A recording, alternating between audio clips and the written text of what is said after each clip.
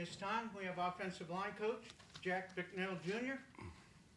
Questions for Coach Bicknell, Greg? Okay, Coach, I'm sure we'll get into BC stuff here in a little bit. But start with, you know Rich from 1 year at Mississippi together. Your philosophies, how they meld with his offense, how different is what he does for an offensive lineman? Very similar. It's first of all, I love tempo because that tires out D-line. A lot of times it makes them more simple because they can't get everything. And for sure, if you're disguising one side and bringing a blitz the other way, they can't do that if we're going fast. So it's a very friendly offensive line system, I believe. And it's a very similar system to what I've been in for many a year now. Rich came and joined us. Phil Longo had left to go to North Carolina. Matt Luke was still the head coach when Rich came in. And it was a very, very similar scheme. There was almost seamless transition into what he does from what we were doing. So, but I just love it as an O-line coach because, the tempo, we're very simple, and yet we're diverse enough where we can hit anywhere on the field. So it's exciting to be back with him, and it's something that I'm really looking forward to. Is it an oddity that you're blocking for all these left-handed quarterbacks? Yes. I the first time ever. Yeah. I mean, been doing it since 1986. First time, even two left-handed quarterbacks. I'm not even sure I had one. Well, now Rich says with the shotgun, you don't really have a backside anymore, so that's not an issue anymore. No, it really isn't. That's what. When I was in the NFL, people would say, "Well, he's a right tackle." I'm like, what difference does it make? We're in the shotgun. Right. If my read is over here, that's my blind side, and so I never understood that. But yeah, you're right. There's things that, as a play caller, maybe you got to be. Maybe we don't want to, roll out to the right and naked. Maybe we want to roll out more to the left. I don't know. That's up to Rich. But it is very unusual. When you mentioned the tempo, and you're still kind of figuring the team out, but what attributes does an offensive lineman have to have success with you and in Rich's system? Yeah, first of all, you got to be in shape. I mean, you can't be one of these big, fat, sluggo guys just kind of, waddling around. That's not going to work. You're not going to get past the film eval to begin with. You know what I mean? So we need to have athletic linemen that are in shape, that can run, that can press the tempo, and we're going to do a lot of pulling and things of that nature. So we need to have guys that are athletic. I would say twitchy, can come off the ball. Those are the things I think Rich is looking for. Obviously, that's what I'm looking for also. What do you think of your group so far, individually? Yeah, I mean, it's the fourth day. It's only the second day of pads, so that's even hard for me to remember. But, it's still early. And the thing about the O-line, and I'll tell you this, we're seeing plenty of stuff on defense, which is great because I would rather feel the pain in practice rather than feel the pain in the game. So, I like it better in practice where you see all kinds of things. We got to communicate. We got to, it challenges us in that way. That way, once we get to the game, it almost seems like it's boring, So, but, I'm anxious to see this tape. I haven't even seen this tape yet, So, O-line is you go and make mistakes, you come in and fix them. Then you make mistakes the next day, but then they put in another defense. You got to make mistakes on that, then you fix them. So it's a process that you have to go through. So, but I've been impressed with the guys, and I know this. They're a very willing group. They want to be coached. They want to play hard, and I think that's what we're trying to show them. When coaches talk about the hard edge, what does that really mean? Like, everybody can talk about it. What's the big deal? But you got to live it and you got to do it, and we're trying to push them to that level. Did you have enough snappers? Obviously, you can know right now who's doing well and who's snapping well, and the bad snaps, that's obvious. Right. Yeah. I mean, that's always we have to cancel the game if you can't snap the ball. So I mean, it's usually when you look out there, I got like 7 guys doing it, at least maybe 8, maybe 9. I make everybody snap, and then we'll start to hone in on, okay, who are the top guys? This guy can definitely do it. And then you might have a starting left tackle that's a backup center. Who knows? Those are things that we have to determine. But it is important that we're able to snap the ball. What's a good number that makes you feel comfortable winning a game? Well, for sure, 3. You know, I mean, you always want to have 3 centers, and then a 4th one is just in case, you know. But the funny thing is, the NFL, you don't have that. You know, you have 2 max. You know, so you get a comfort level in college. But I always wanted to go in with 3 tackles, 3 guards, and 3 centers that I knew were like starters. You know, if you can get that, then you're in pretty good shape.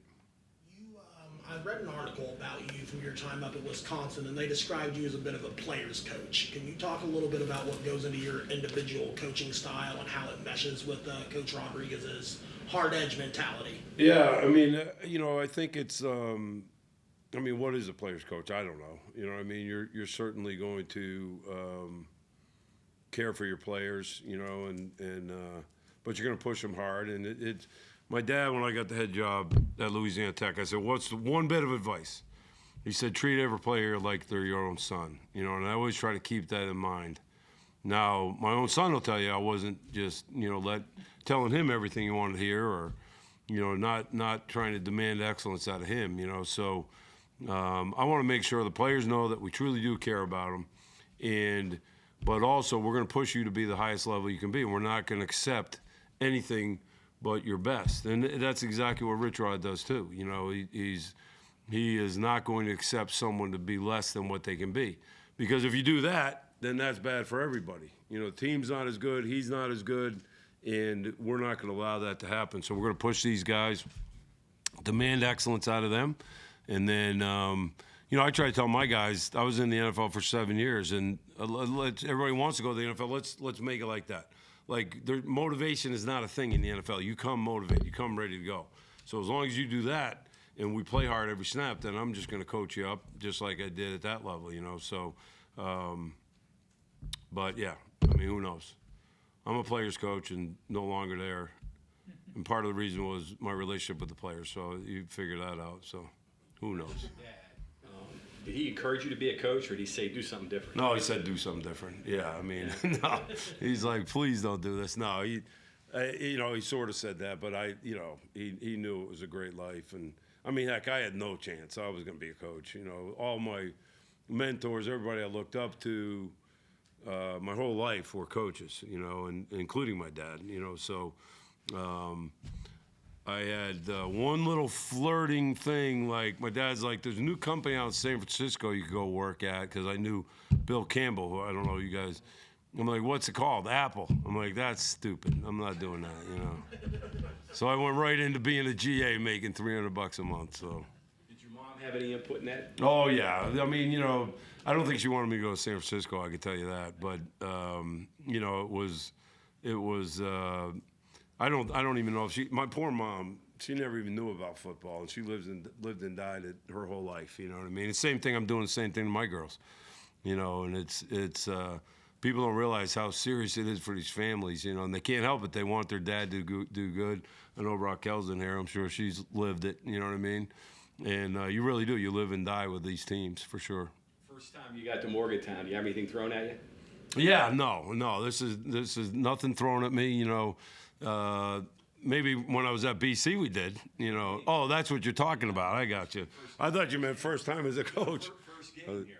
Oh, yeah. Well, you know, one of the hardest things, who would have thought, you know, 1982, over 40 years later, and we would have never beat West Virginia, and I would be at West Virginia. And Rich Rod, who played against me, would be able to rub this in for the rest of my life, you know what I mean? It's a very difficult thing, for sure. I mean, not only that, if you just press that ball out there, it goes right on a big screen, you know, so it's like, oh, my God.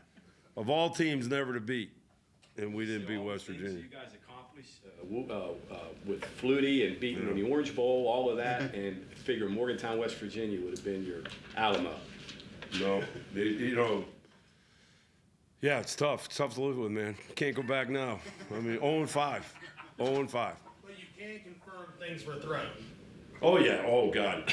I remember one game. I don't know what was going on. My dad was a head coach. Everybody knows that. But somebody comes and, coach. And I don't know, some kind of ruckus going on outside. I don't know what. And we lost.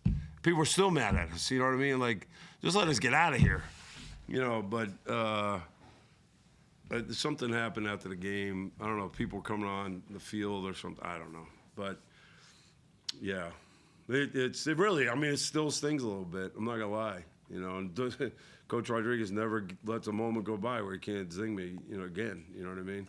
And, but it is pretty amazing. I mean, we're out there. We're up 20-0. I don't know, anybody over a certain age remembers it, right?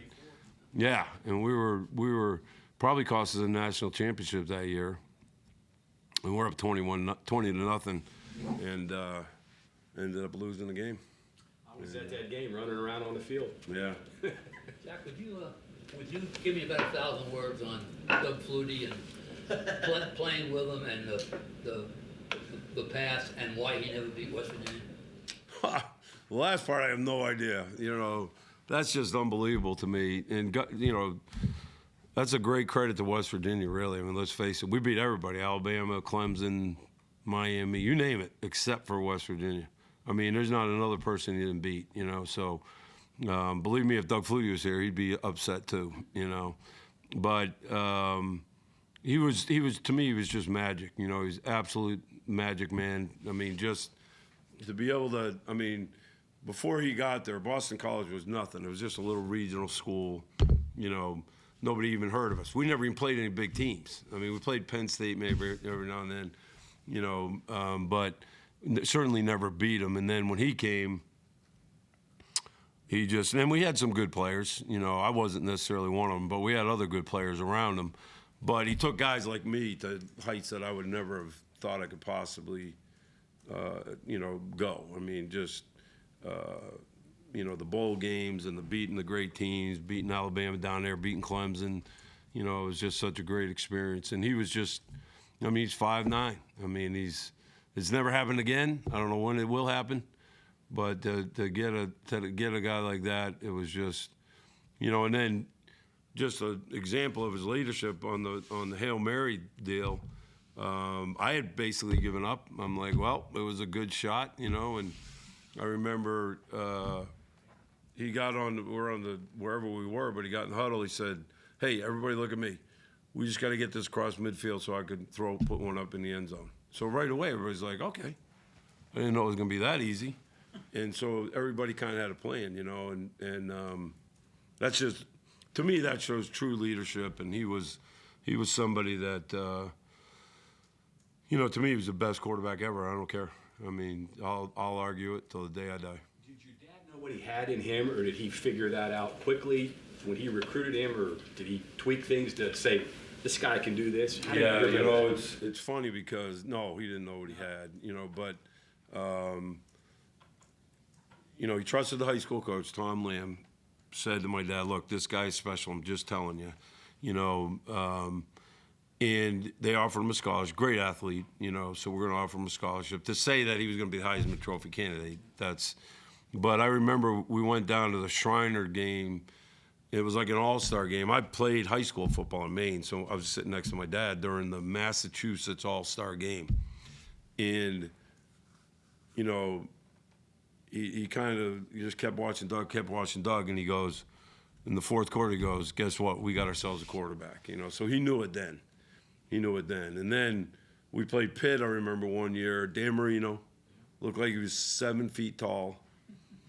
And it was Flutie's first.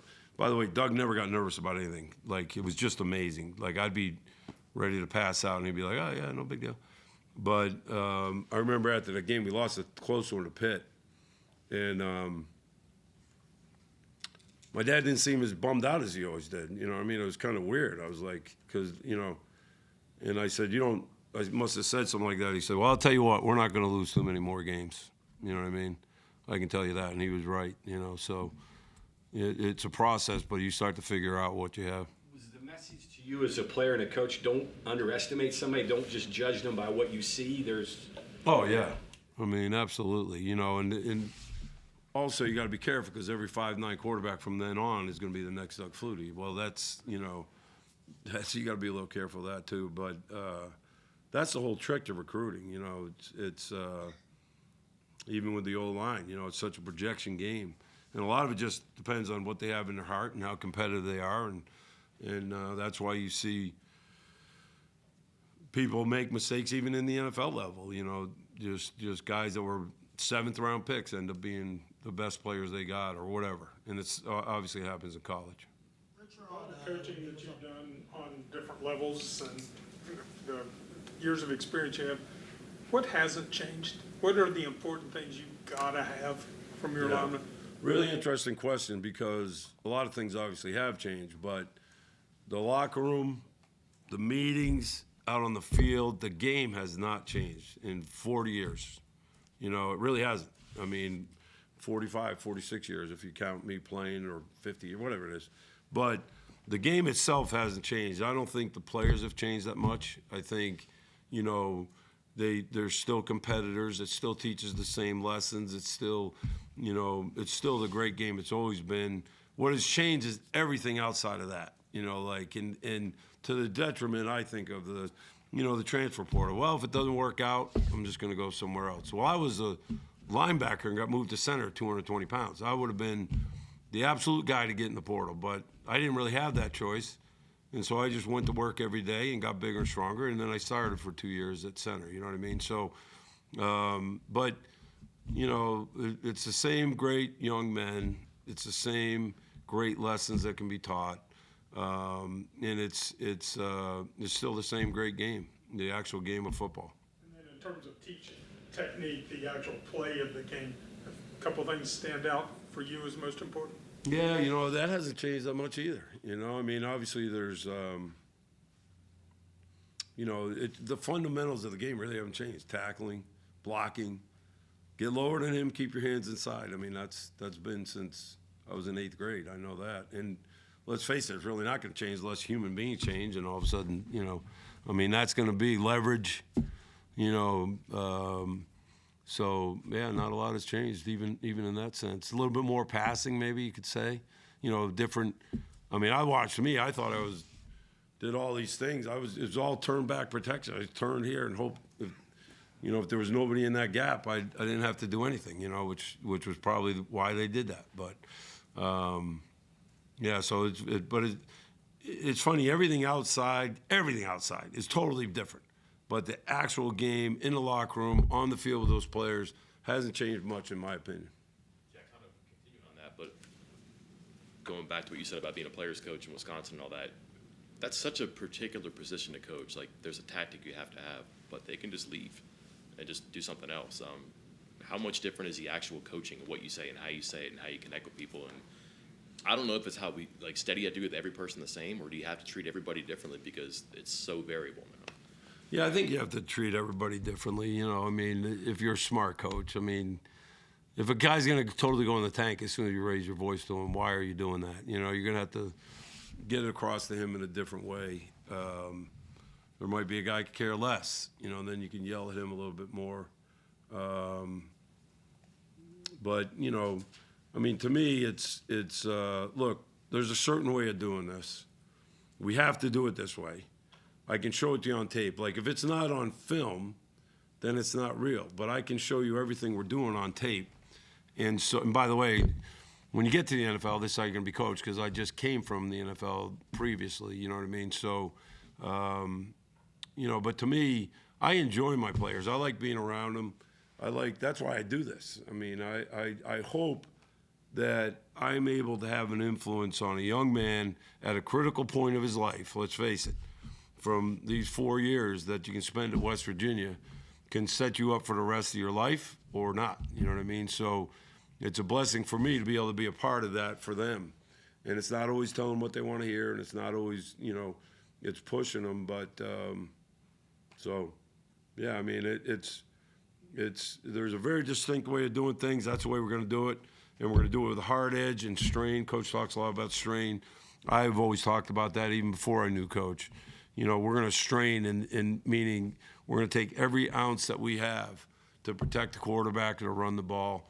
And if we do that, we'll be in great shape.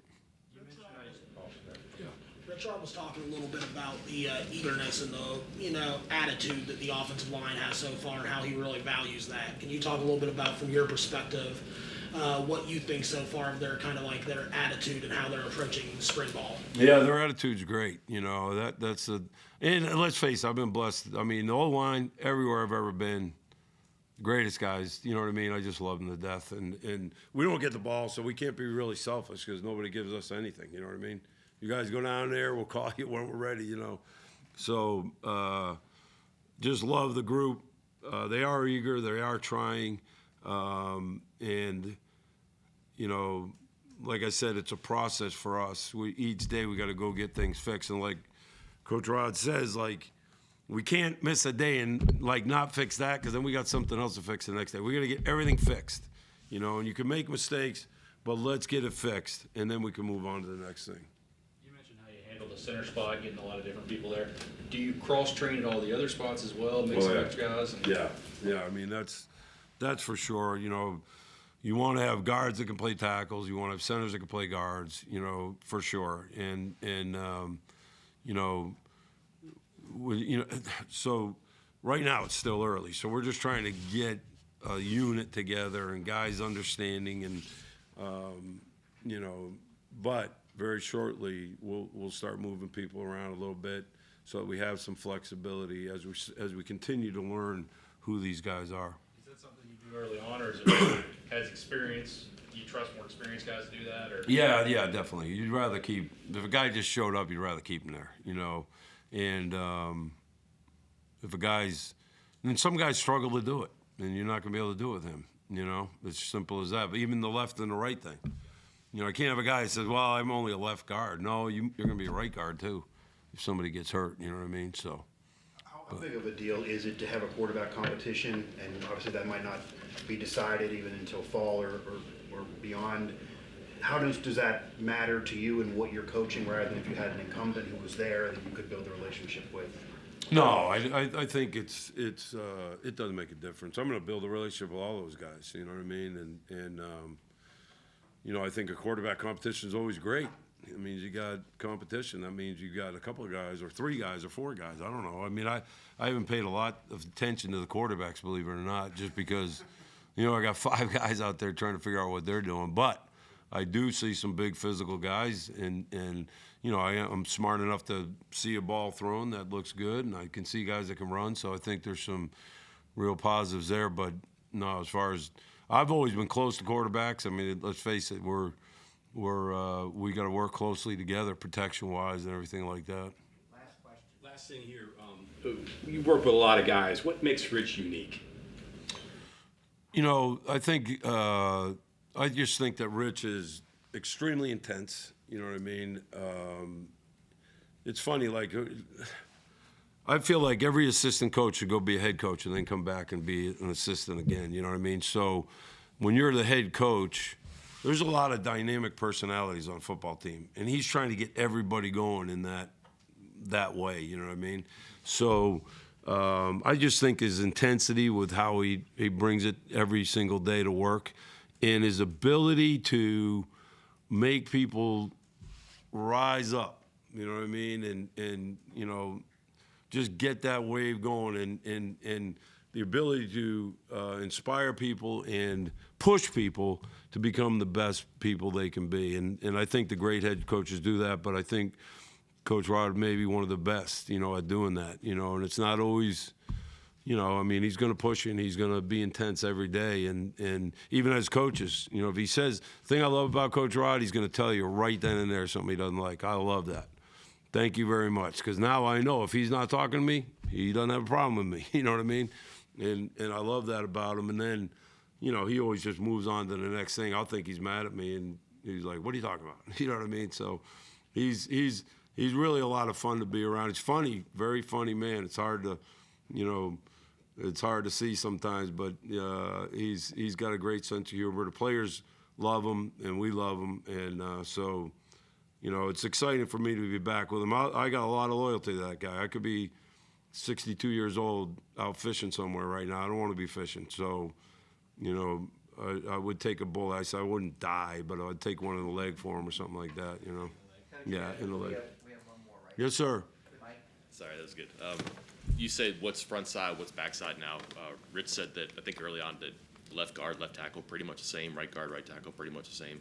That might strike some people as unusual because the positions are different, jobs are different, inside, outside. How unique, how useful is that for what you all do? Yeah, I mean, I think it's great. I mean, it's like I said, you know, there used to be back in the day, well, he's a left tackle because he can pass protect, but he's not quite as strong. He's a right tackle because he doesn't pass protect as well, but he's physical. You know, all of that stuff is out the window now, you know, and with the shotgun and the things we do, I mean, everybody's got to be able to move, pull left and right.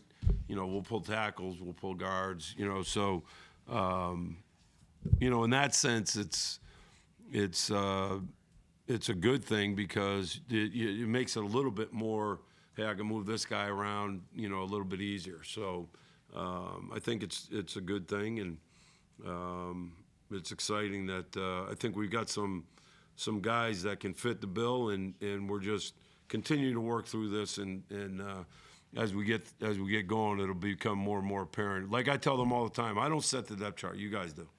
So don't blame me, because, I mean, I really don't. I mean, by the time you're done with this spring and then certainly the fall, everybody in that room knows who should be the starters. And you know, that's why they set the depth chart. So. Okay, thank you, Coach. All right, thank you very much.